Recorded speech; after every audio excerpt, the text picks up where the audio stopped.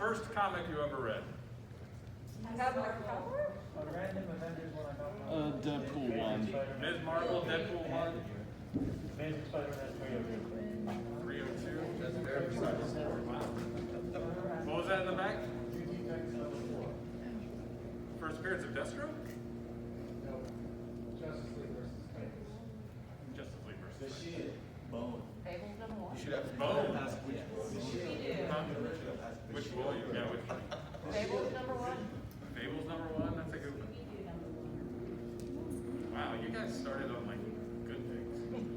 I got sucked in by like crummy comics, like World's Finest number 270. Yeah. I got 7 short comics. Ah, well, that's okay. I was Some of 10. it. Probably shouldn't have been reading that. Presented by Comics Experience. Experience is a comics education company. We're the first comic school online, actually. Trailblazers, you might say.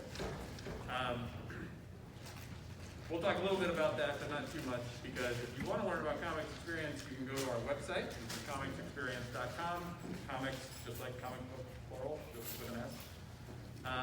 It also means that if you prefer to think of it this way, it's comicsexperience.com, which the moment that my site went live back in 2007, I got phone calls from not one, but both of my brothers to laugh at me. And when you upload, it just says comic sex ... Yeah, that's true.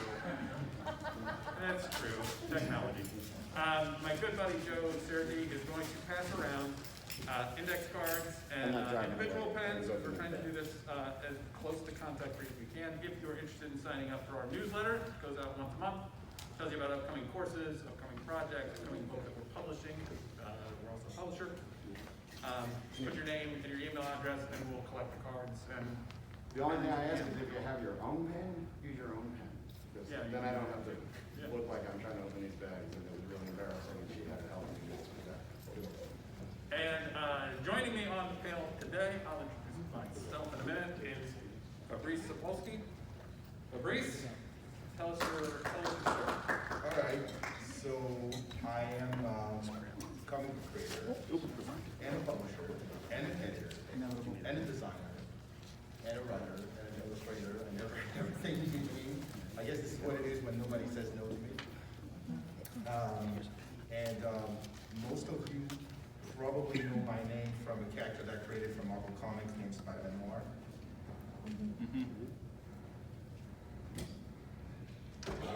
Since then, a couple of people know what I'm talking about. Yeah. Since then, I've done career roles at Image, Dynamite. I've been an editor at Humanoids for a while, and now I have my own publishing company. It's called Fair Square Comics, and it's the first and only immigrant and minority-owned comic book company where all the creators keep their rights. So, and that is because I am an immigrant and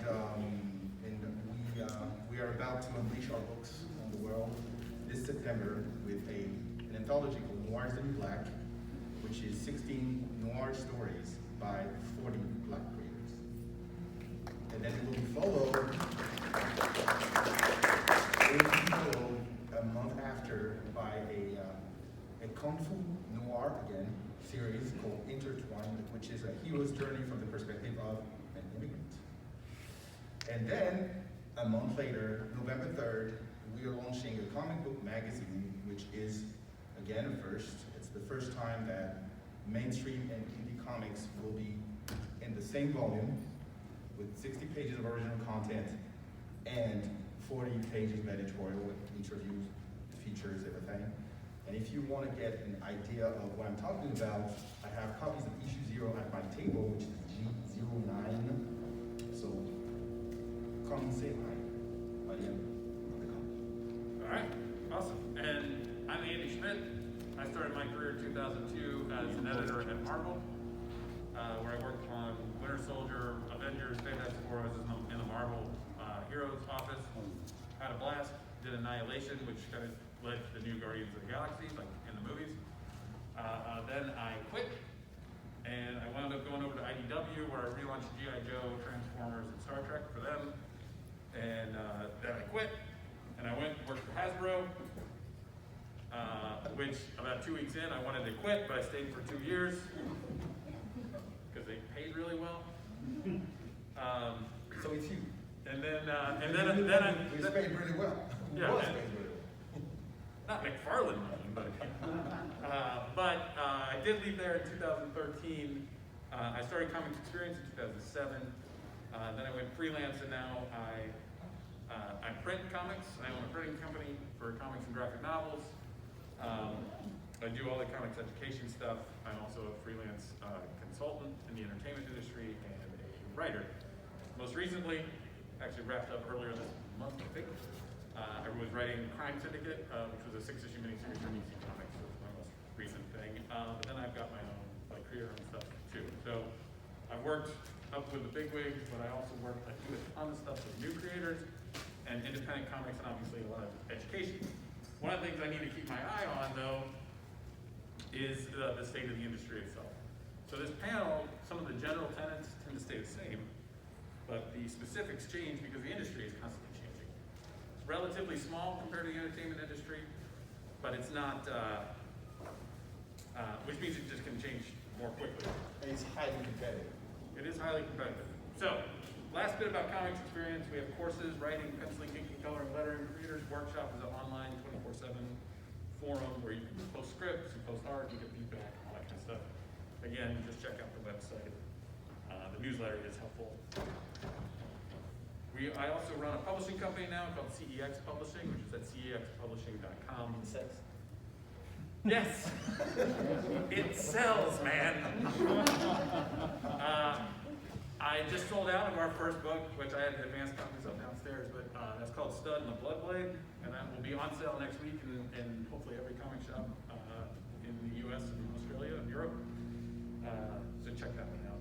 It's pretty cool. But our goal is to bring in new creators to try and give a platform to more diverse content, more diverse creators.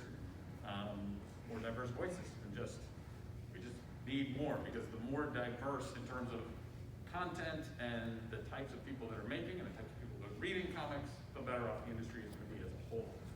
Also, it's the right thing to do. Can I say something about that? Sure. Are you going to yell at me? No. Okay. You won't do that. Sometimes. Everybody has their mouth full of diversity, but I want to say something. It's like, before that word is overused, was overused, we have this thing called reality. And if you check reality, reality is diverse. So instead of talking about diversity, we should talk about reality. And this is all our reality.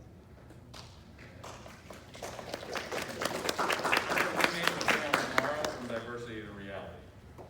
Just for you. Oh, and I forgot something about my resume because it's very recent, but I'm also a freelance editor for Heavy Metal. I don't know if you guys have ever read Heavy Metal. All right, awesome. Okay, so how many of you want to write comics? How many of you are writing comics already? Okay, excellent. How many of you want to be artists for comics? How many of you want to do both? Couple, awesome. All right, cool. Hey, we have anybody who wants to color? Specifically? Interesting. Okay. I like coloring. It's very zen. How about lettering comics? Do you have anybody that wants to letter for comics? Okay. All right. So it's good to get a lay of the land. How many of you want to write like characters you like either grew up reading or that are owned by other companies, whether it's TV or movie characters or comic book characters? How many of you want to write other people's characters like Spider-Man and stuff like that? Okay, cool. How many of you want to create your own stuff? Yay. There you go. So when I first started doing panels like this, which was over 10 years ago, let's not talk about that, but when I first started doing this, it was the exact opposite. I'd ask, who wants to write Spider-Man or Batman or Wonder Woman or what have you, and it would be like 90% of the room would raise their hands. And then who wants to do their own thing? And it'd be like 1 or 2 hands would go up. So that is we were talking about shifts earlier, that's been a major shift in the comics industry in the last decade or a little bit more than a decade probably. So, there are three fundamentals to breaking into comics that adhere to kind of both of those avenues, doing your own, create your own stuff, or working on other things. And they go something like this. You need talent. So you're all, no. I honestly believe that everybody has talent, and the way I think about that is, another way of thinking about it is vision. So, for those of you that are writers or artists, like you've got a character design in your head, you've got a story that's in your head, and you know what that story is, right? Yeah? Okay. So the talent is your ability to take what's in your brain and be able to get it out onto paper or through the keyboard, right? That's where the real work comes in. But the talent is that vision. If you've got that vision, you've got talent. Show of hands, who has a bit of vision? Now, are we talking pre-dead endgame vision, or are we talking new, white, weird vision? Terrible. Second thing you need is persistence. So that's the gumption to keep at it even when it's not working. For when you're hit that wall, whether it's writer's block or you can't get that part of the anatomy right on a character. The persistence is not just banging your head against the wall over and over, it's also learning and growing and figuring out and problem solving. That's what that persistence is. Never taking no for an answer. Yes, I think we're gonna get to that. Yeah. I'm sorry. How many of you got the persistence in you? Show of hands. Come on. Come on. Okay. All right. So that's two of the three. The third one is luck. How many of you are lucky? This guy. That's an awkward question, isn't it? I'm in the right place at the right time. That is exactly what it is, or in our case, it's being in the right conversation at the right time. Whether you're even aware that you're in it or not. It used to be the right bar. Huh? It used to be the right bar at the right time. Used to be the right bar, but that's gotten weird.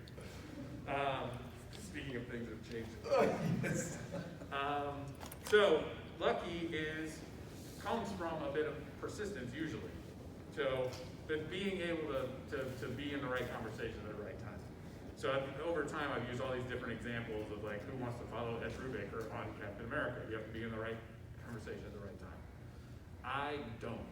I did not want to follow Ed Brubaker on Captain America because I didn't want to be compared to him. So, the good news is you generally only need two of these three things to actually get a shot at breaking in and getting your work published, whether creator-owned or through another publisher that has picked it up. So if you're talented and you're persistent, that's going to take care of that luck, because those two things by themselves will get you in those right conversations at the right time. If you're talented, you're a little lazy, but you're lucky, that'll kind of work out too, generally, right? Or if you're a talentless hack, but you're persistent and a little bit lucky, that can also work out. Well, and where do we put in there building relationships? I put that in persistence. You put it in persistence. Yeah. It's its own, to me, it's its own category. Because Could you be. can't do anything in this business unless you have a way in. And if you know the right, you have to put yourself in a position where you can meet it. Right. Yes, but I also think that if you know only a few people, but your work is really good, that can work out, right? So we know some of these stories. I'm not suggesting that's the route to go. The route to go is talented, persistent, and lucky. But I definitely put networking. I personally put networking and persistence. Well, we should talk about networking. Yeah, we should. So, what are your best networking tips? So my experience is a little different because I come from another country. So when I decided that I wanted to be a comic book creator, it was very late in my game. First, I wanted to be associated with comic books, and I created a magazine because to me it was the best way to be as close as I could be to comics. And strangely, I had no desire to be a creator at that time. I just wanted to be a good comic book journalist. So I created my own magazine, in my home country, France. It was called Comic Box, and it lasted for 18 years, and it died 3 times. So it was classic comics. So a true comic character. True comic character. And I put myself in this position, like, you are conducting interviews, you are talking to marketing at Marvel, DC, Image, and all the others. And so you are meeting the people that are behind the people. And those people are just as important as the creators themselves, because these people will get to know you, they will see your face, they will get used to your weird accent, they will get used to you, and at one point when you show up at conventions, they will acknowledge your presence. So I put myself in this position, and then I had this silly idea for Spider-Man Noir, really silly. Well, I was in London one day of 2006, and another stupid thing, I went to my friend David Hine, who's a very, very known and experienced and awesome creator, and I pitched him the idea, and he just said, that's the most ridiculous thing you ever heard. But then he changed his mind 24 hours later. And then we pitched the series to Marvel. But here's the thing. If me, even though I was connected for at that time 13 years to the business, if I had sent to the editor-in-chief of Marvel at the time, it was Joe Quesada, the pitch myself, it would never have opened. So I decided that I needed a strategy. And the strategy was, if you're unknown as a creator, if you have no track record of being a writer or anything, and it's not even your first language, you'd better hide behind the other guy. And that was the strategy. David Hine sent the pitch. David Hine had history with Marvel. He was already in their system. They trusted him, they respected him, bingo. And even though it was my concept, my idea, I agreed to be the passenger, or the co-pilot, if you want, of a series that was going to be made, rather than being the pilot of nothing. Right. Yeah. You need a strategy. At least you needed a strategy back in those days. You still need a strategy for You sure. still need a strategy. But another strategy which has become pretty popular is doing your own books, your own creator-owned books, and finding a way to get those out into the world. I know we had some people saying they were interested in doing their own creator books. How many of you are interested in actually printing and publishing your own books? That's great. Okay. So a lot of times, creators just want to create, and then they want somebody else to handle the publishing and the printing and the selling of the comics and the marketing and all that sort of stuff. How many are kind of in that mode? Okay, that's fair. Because all of that stuff is a lot of work, right? And that's all time and effort you're going to be spending, not working on your next script or working on your next art pages, right? But if you can get known as an independent creator, then you're more likely to get sort of asked to do work, what we call work for hire, right? Where you're getting a paycheck for it up front. Yeah, the difference between before and now is how also social media impacted everything.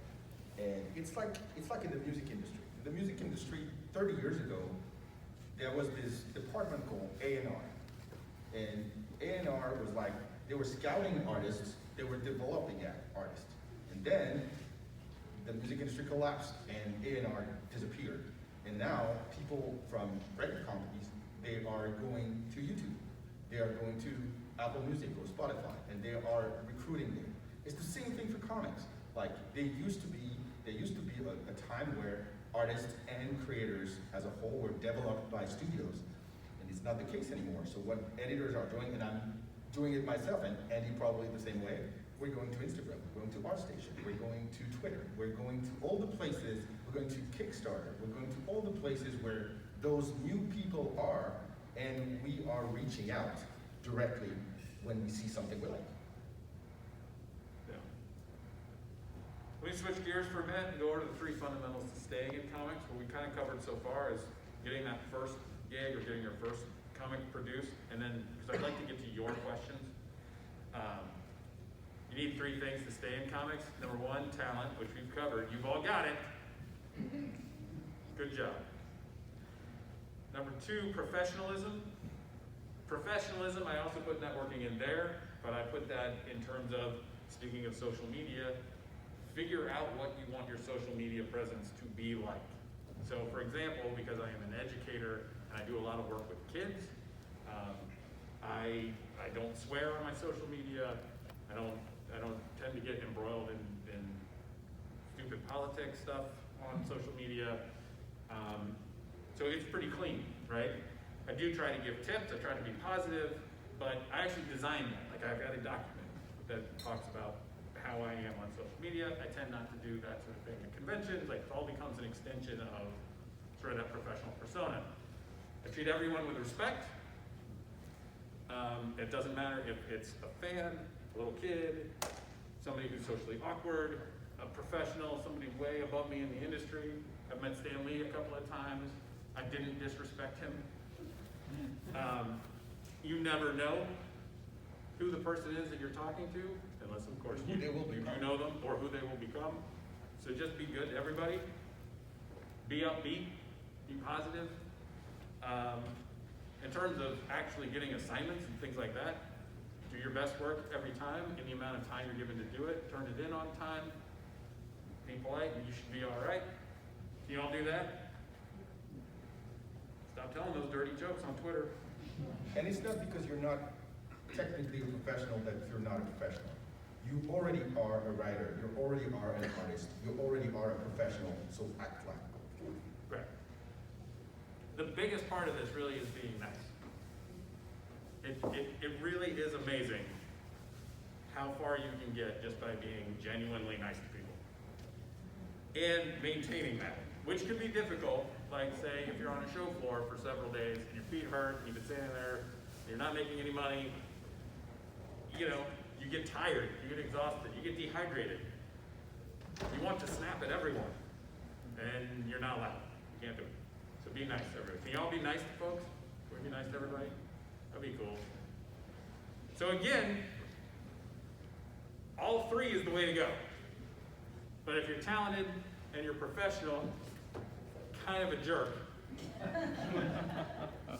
I'll probably put up with you. If the work is really good and you're turning it in on time, I'll just be like, oh yeah, I gotta talk to so-and-so again, whatever.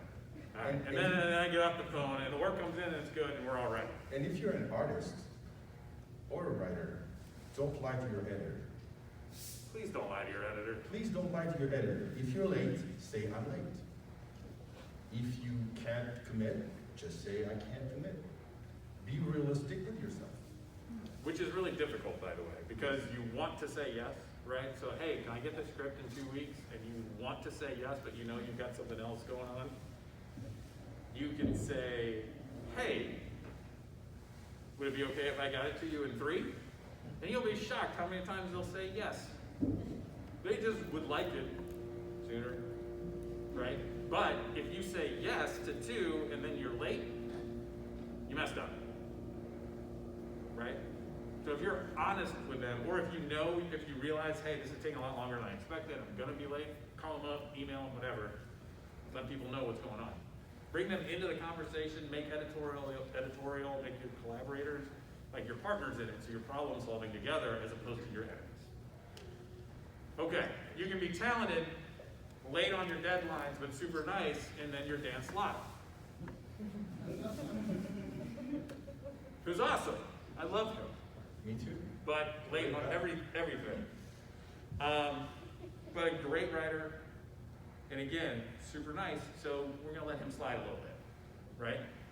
Or, and I know you know where I'm going with this, and I know you've got creators' names in your heads, you can be a talentless hack. But you get your stuff in on time, and you're really nice, and you'll get more work. Oh, I thought you were asking me to do that. Sorry.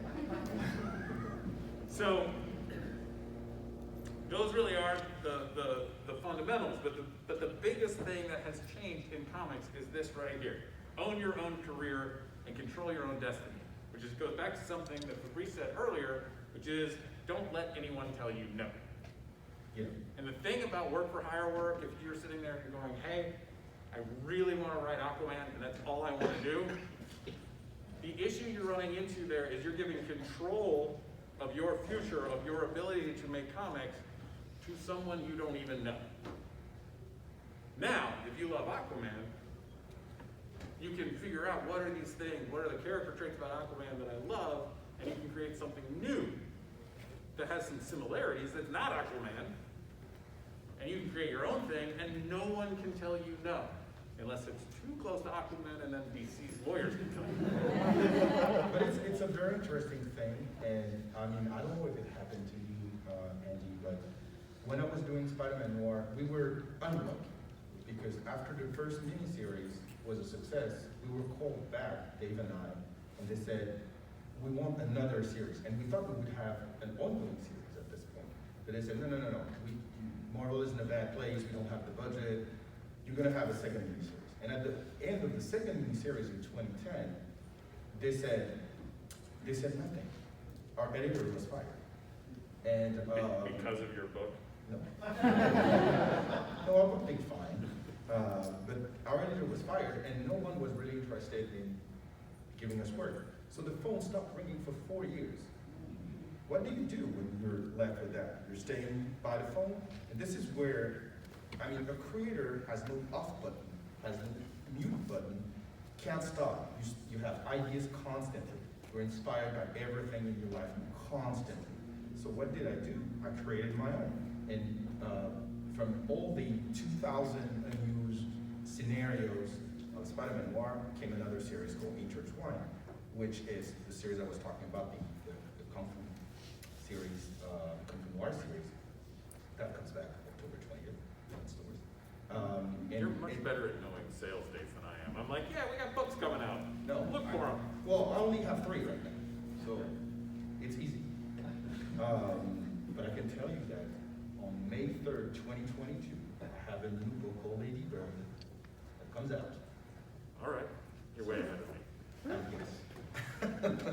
Anyhow, you turn your frustration into creativity, and that's the key. You can't let any company own you. You're right, man. And so if you control your destiny and you create your thing, you have to create your fan base. You have to make people care. To me, the best quality of a comic is not the art, it's not the writing, it's not the global presentation, it's emotion. If you read a comic and it gives you sparks of feeling, then you win.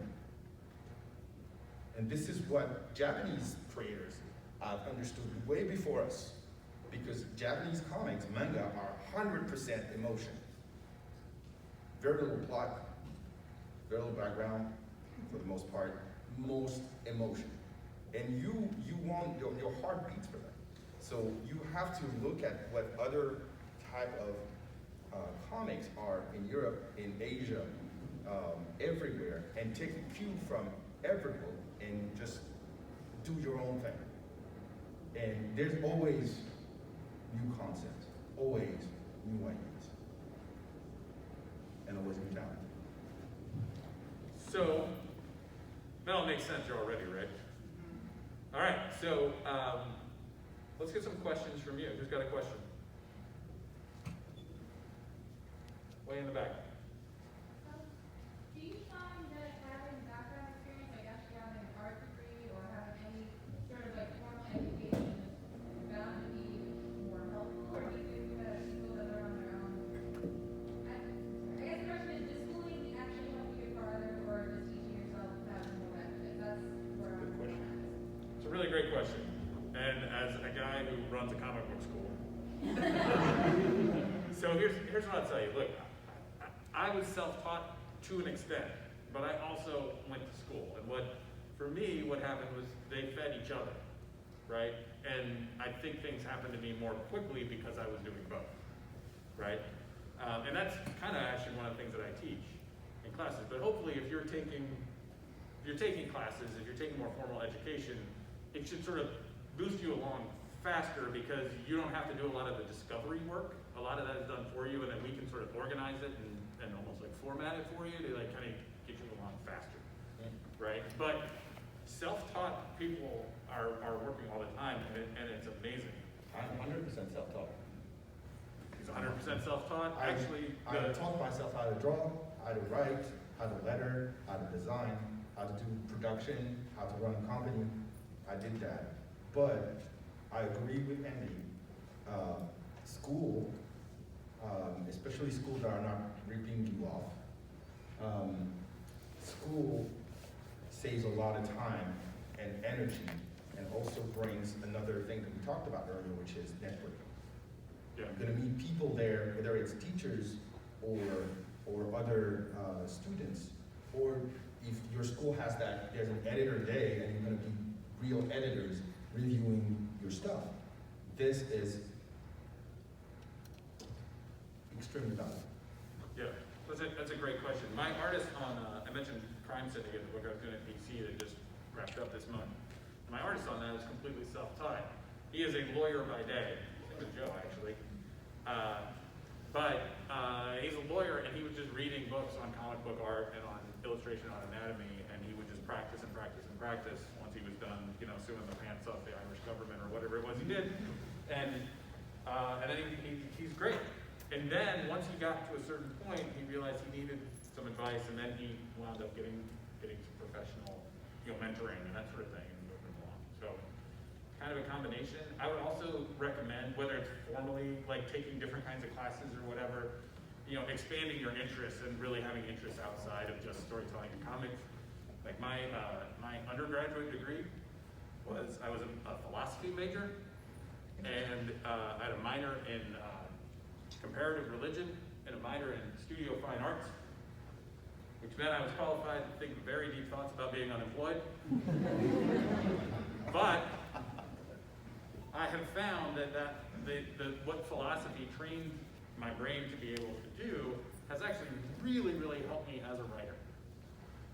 And so having interests outside of these things is also going to be a benefit, and more kind of intangible ways. Yeah, I have the same thing. Like I majored in history, and it helped me as a writer finding stuff quicker. Sure.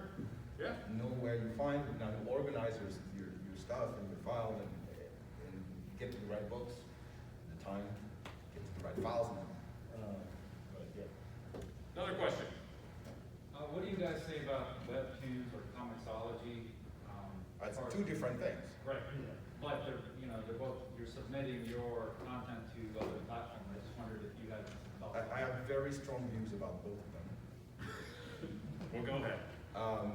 So comicsology is,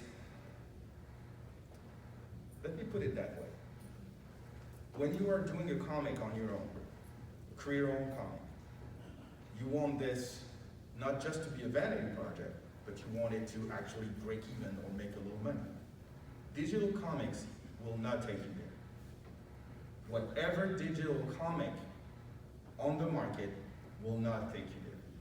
In the case of comicsology, you have a platform, you have hundreds of thousands of titles, and it clearly favors the studios. I'm not even talking about the creators, the studios that have the biggest catalogs, because they can run sales, they can run specials, they can run, and of course, you're gonna be crushed under this huge digital marketing campaigns that they're running. So you can go there and make it available if you want, but it's like, again, I will take another comparison to music. You're streaming something, and you get pennies on the dollar even if you're streamed 20,000 times or 20 million times. And it's the same with digital comics. You will have very little money from there. So you can put it because it's just time. It doesn't cost anything. The case of Webtoon and Tapas, which is the other company that does the same thing, is different because they have a different format and a different model. Beware, attention. When you are working with those formats, which are scrolling, okay? If you want to print it, you basically have to do the work twice. Because you have to have a layout ready for print, if you want to print, and a layout for scrolling, which is completely different storytelling. So you're doing twice the work, or 3 times the work, because you also have to re-letter, because on the screen you can't have 2 small letters. So you have to do 2 or 3 times the work. And for what? The competition is huge. there are like millions of creators all over the planet. And let's face it, if you are not targeting the main demographics of that type of webtoons, don't get there. So it really depends on your project, and you will still have to spend a lot of money on digital marketing before you get a single penny. So it's at your own risk. Fabrice has spoken. Thank you. This is the way. So can I just follow up on that? But Sure. as somebody who may be a comics creator in paper, you're at Diamond's win, the other side. And so are you suggesting, I'm trying to figure out what you're suggesting is the alternative. So to that. these are two different things. So the Diamond is a distributor, okay? There are many other ways to go without a distributor these days. You can go on Kickstarter, But you then can go you're- on Indiegogo, you don't need Diamond. But couldn't you do a web comic for a while, build up a fan base, and then go to Kickstarter? Yeah, You absolutely. can, but it's not the question that was asked. Right. The question was specifically Webtoon. And if you do Webtoon, you're not gonna be able to print as is. You're gonna have to redo it. You're gonna have to modify it heavily. Let me just jump in. Sure. If you'd like to see a comic in print that was originally designed for digital and was designed with print in mind, you can come by my table and I've got one now. And I can show you kind of how it was designed to be able to do both. But when you do that, when you design it for two different platforms, you're also limiting what it can do on either platform. But swing by, where am I? E14, and I'll be happy to show it to you. Take a look. All right, I want to get to a couple more questions. We'll go with you, and then we'll go with you, ma'am. What role do you see lit agents or other representation playing in the process?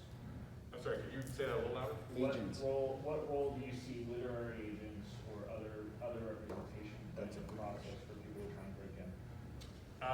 I have had no really good experiences with literary agents in the comic space, either as a creator with somebody trying to because there really, generally speaking, is not a lot of money in this, and your agent wants to get you a deal where they can make money too. So like, for example, I have agents and managers in LA for like entertainment work, but they don't really care what I do in comics, right? And they're not involved in negotiating deals. Also, most publishers that are contacting you aren't likely to want to negotiate.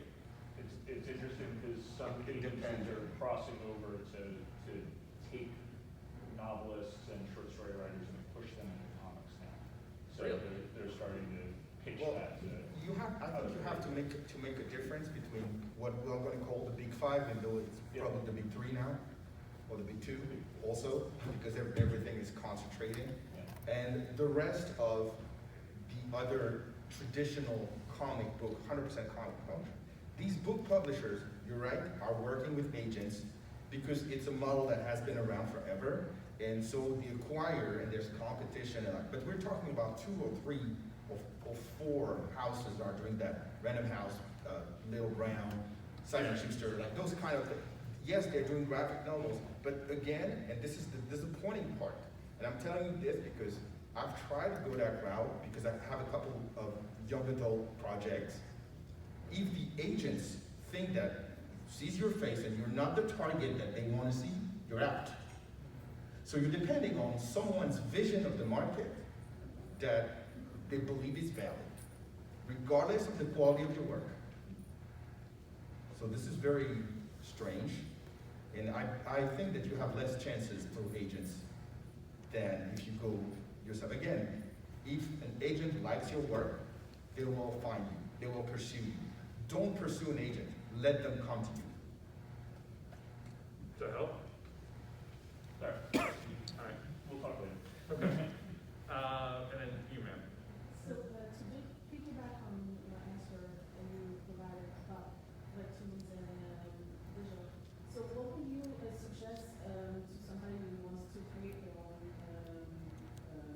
comic books, like the type of channels they could use that would help, like set them apart and also kind of like break through the market? Kickstarter, So But- hands down. But they just announced that, that they've been having problems with, like, launching comic books at Kickstarter. Did they not just, Really? like, drop that No, kidding me? No, I just They did it. just I just hired a did new it. person like 2 days ago. Yeah, so here's the deal with Kickstarter is, you know, this kind of goes back to something we talked about briefly earlier, is how much work you have to do, like, beyond making the comic. Like, that's like a quarter of the work, right? Then you're running this whole Kickstarter, you're pre-marketing it, you're running it for the 30 days, and then you're printing the book and whatever else that goes along with it, and you're doing all this fulfillment. There are other companies that can help you with that, right? So I run a printing business called LNS Printing, and we do a lot of Kickstarter books. We print a lot of books by, you know, of a certain print run or higher, because of the type of printing we do. But, you know, that's one of the things is that I was going to show after show after show and running into so many people that were having problems just with printers. And because of my background at various publishers, I happen to know a lot of printers, so I started just trying to introduce them to more reputable printers and that kind of thing. But every one of those aspects, the marketing, the distribution of it, all of those things are very different, are very time and work intensive. So it's a huge commitment to do that. So one of the things that we're doing with the publishing company that I'm starting is we're making sure that we're selling through at least one distributor. We're probably going to be in 3 or 4 different distributors within another couple of months. We're selling online. We're going on Comixology. We're going on Gumroad. We're also selling on our own website, direct to consumers.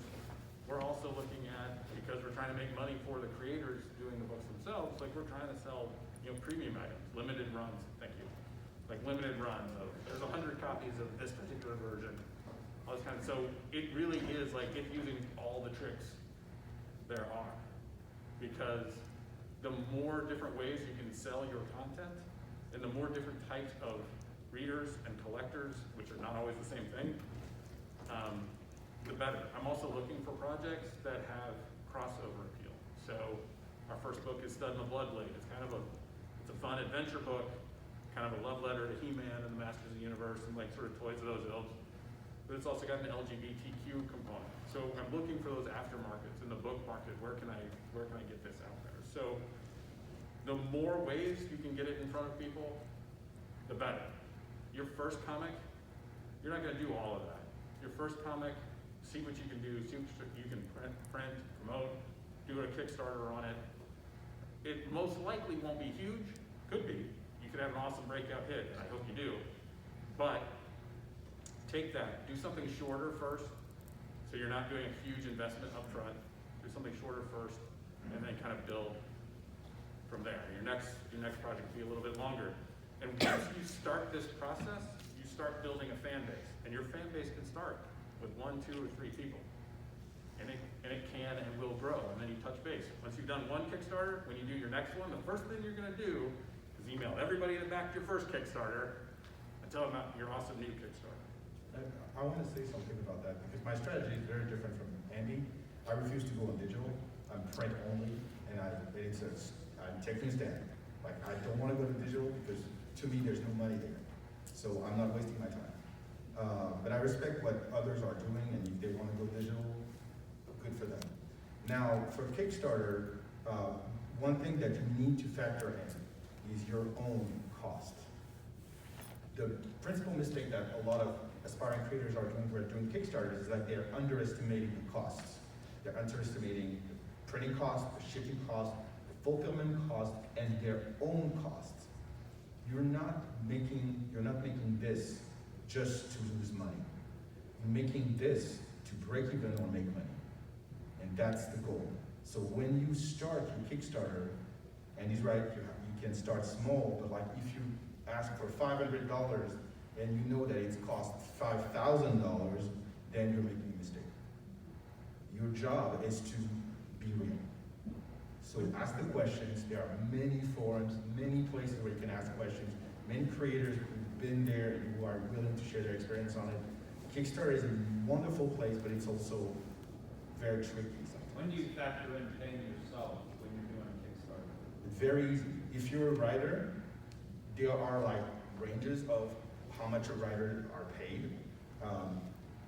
We can talk about it if you want. I'm sure Andy has ideas on the subject, or artists. You know, an artist is not paid $2 a page. And if you want a decent artist, you're gonna pay them between $100 and $300 a page, depending on the reputation, depending on their experience and availability. So you have to factor those costs. So if you're the writer, you put yourself in the budget as the writer. You just say, no, it's my project, I'm not doing it. And you also think about the time that you're gonna invest in promoting it, in running it. It's extremely stressful. I mean, 30 days, I mean, it can be 60 days. It can go up to 60 days. I actually ran a campaign last year for 15 days. It was even more stressful. But you have to learn, you're not gonna get it every time, but you have to prepare yourself. And even if you fail, do it again. Never let it get to your head. We call that persistence where I come from. Correct. Hey Daniel. Sorry I just saw you. I hope you've not been standing there long. I have to, but it's all good. I'm sorry. Do you want to come up and introduce yourself? We have like 2 minutes. No, sorry. We got like 2 minutes. Daniel Govar over there is an artist. Where are you? FO2. FO2. So if you've got art questions, be sure to plug his table up. Yeah. Oh, that was my problem already. But he is awesome. If you're an artist and you have some questions, be respectful of his space so he can still do some commerce, but I'm sure you'd be happy to answer a few questions as well. Sorry I didn't see you till now. No worries. I think we are out of time, gentlemen. Take the cards and put them on your way out on the last chair. If you can hand the cards to Joe, or No, put them on just the put 'em last, on the chair. last chair at the end of your row, if you sign the card up, your we'll name and gather them email. real quick. I'd really appreciate it. If you've got more questions, you'll pack up here real quick, and I'll just be out in the hall for a minute before I go back down to my table. And if you wanna see me, I'm G09. G09 and I'm a D14. Thank you, everybody.